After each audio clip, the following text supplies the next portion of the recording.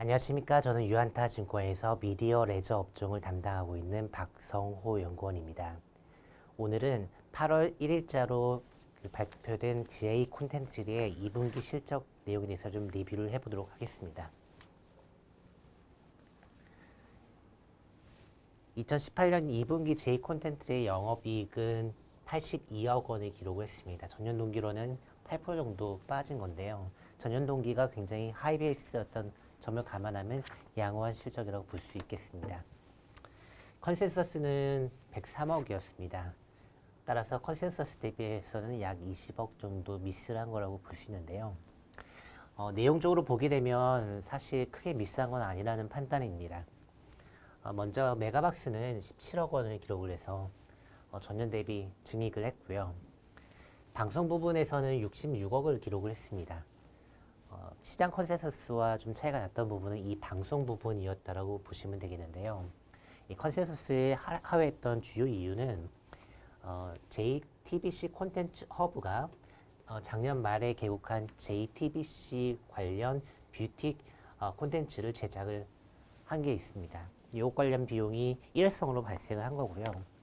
3분기부터는 동 비용은 발생하지 않을 것으로 지금 판단이 됩니다.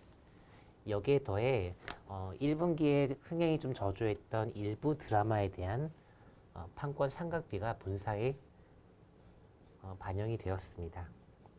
그래서 이 두 가지 이슈를 제외를 한다라고 하면 방송 부분 실적은 시장 기대치에 충분히 부합하는 호실적이었을 것이다라고 저희는 지금 보고 있는 상황입니다.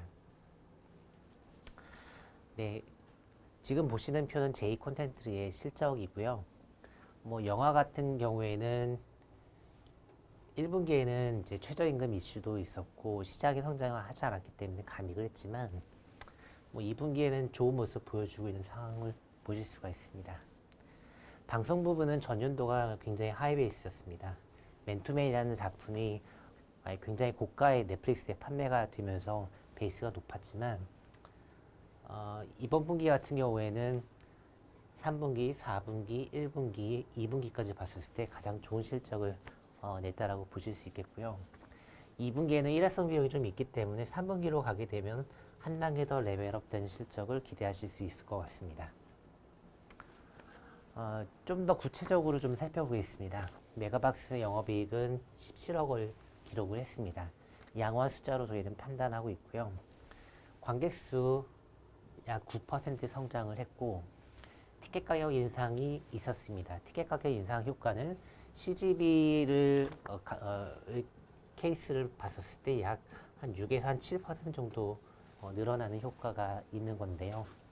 이 두 가지 효과가 맞물리게 되면서 외형 성장이 두 자릿수를 찍었다라고 보시면 될 것 같습니다. 만약에 이번 분기에 박스오피스 성장이 제로로 나온다라고 하더라도 최저임금 상승에 따른 비용 부담은 ATP 상승으로 해치가 할 수 있는 수준이라고 보시면 됩니다.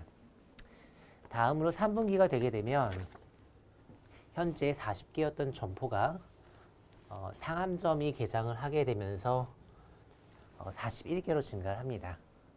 하지만 YY로 보게 되면 전년도 3분기가 이미 40개였기 때문에 크게 증가하는 건 아니라고 보시면 될 것 같고요.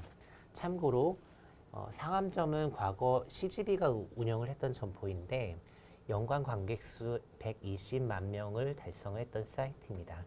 따라서 이 점포 같은 경우에는 비용 부담으로 작용하지 않고 오히려 개장하자마자 즉각적인 실적에 기여를 할 것으로 저희는 판단하고 있습니다.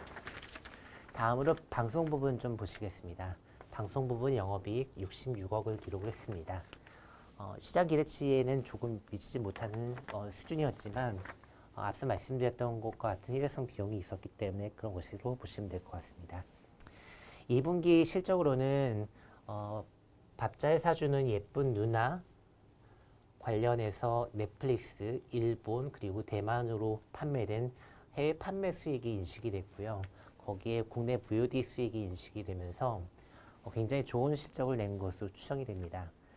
이 실적을 모두 합산을 해볼 경우에는 전년 동기에 맨투맨과 거의 유사한 수준까지 간 것으로 저희는 보고 있고요. 여기에 2분기에 미스티 관련 수익도 좀 인식이 되었습니다. 전년 동기에는 맨투맨 외에 힘센 여자 도봉순이 있었습니다. 그래서 전년도에 맨투맨과 도봉순을 합산한 실적이랑 이번 2분기에 미스티와 밤누나 관련 실적을 합산해 보면 두 가지를 비교해 봤을 때 거의 비슷한 수준이었다라고 보시면 될 것 같습니다. 따라서 특별한 일회성 비용이 없었다라고 생각을 한다면 2분기 방송 영업이익은 전년 동기 하이베이스 수준에도 불구하고 뭐 전년 수준이었던 90억에 가까운 숫자에 찍을 수 있었던 실적이라고 보시면 될 것 같습니다. 다시 한번 말씀을 드리지만 2분기에 그 방송 부분에서 좀 미스를 했던 거는 JTBC 콘텐츠 허브가 JTBC 채널향 콘텐츠 제작 비용을 좀 지출을 하면서 좀 미스가 났다라고 보시면 될 것 같고요. 여기에 더해서 J콘텐츠들이 본사에 일부 1분기에 흥행 부진했던 일부 드라마에 대한 판권 상각비가 반영된 점이 좀 작용을 하였습니다. J콘텐츠에 대한 저희의 투자 의견은 수정바이 투자 의견은 12,000원 유지를 합니다. 2019년도 J콘텐츠에 대해서는 굉장히 좋은 실적이 나올 수 있을 것으로 저희는 보고 있고요. 그 이유로는 이번에 실시하고 있는 유상증자 관련해서 내년에는 드라마 투자 편수가 늘어날 것이고 그동안 없었던 대작 드라마가 2편 정도 추가될 것이며 드라마 제작사를 인수하면서 캐파를 늘리고 이로 인해서 자체 제작 드라마 비중을 확대시키게 되면 외부의 그 제작사와 그 이익을 쉐어하지 않고 해외에 판매되는 혹은 국내에 판매되는 수익의 대부분을 회사의 이익으로 내재화할 수 있다는 점이 굉장히 강점으로 작용을 하게 될 것입니다. 동사의 드라마 IP 투자는 올해 12편으로 마무리가 됩니다. 내년에는 최소 15편은 확정되어 있는 상태이고요.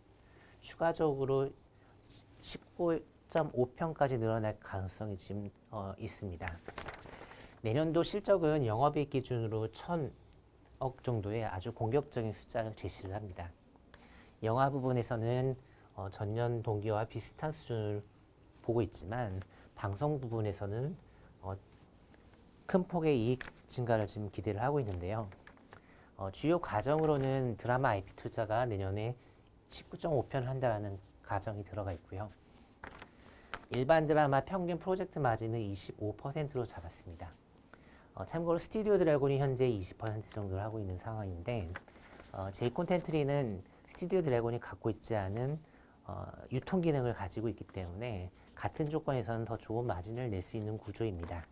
하지만 그동안 외부 제작사와 이익을 쉐어링을 하다 보니 최근까지는 평균 프로젝트 마진이 한 15% 정도에 머물렀던 바 있습니다.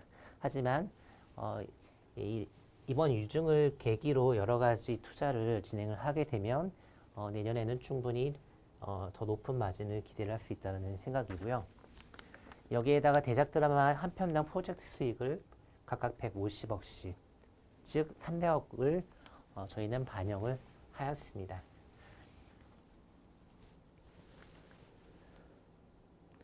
네, 여기까지 J콘텐츠의 2분기 실적을 리뷰해 보았고요. 더불어서 J콘텐츠에 대한 당사의 투자 의견을 좀 말씀을 드렸습니다. 경청해 주셔서 감사합니다.